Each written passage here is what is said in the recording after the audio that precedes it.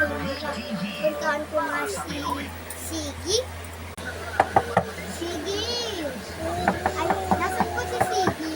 Wala, nasa kwarto niya. Natutulog, diba? Opo. Wala po. Sino yung mami? Kaibigan mo lang yun. Wala, ba't mo ko hindi ginising? Busy ka, di ba? Magigising na nga ako eh. Di sorry. Sige na, lumabas ka na. Sige na.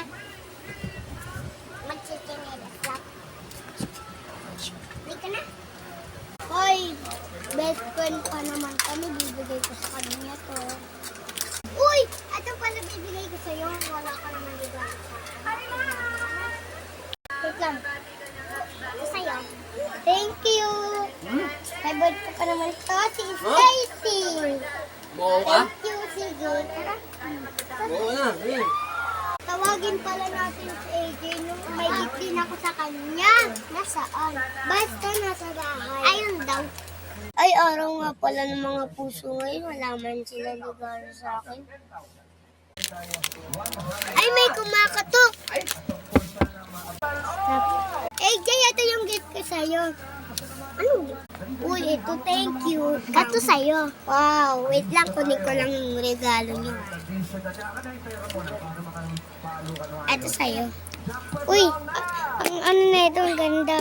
Ang ganda naman. Thank you. Tara na, bye-bye. O, tara. Chocolate pa. Ba't naalala mo to? Paborito ko to eh.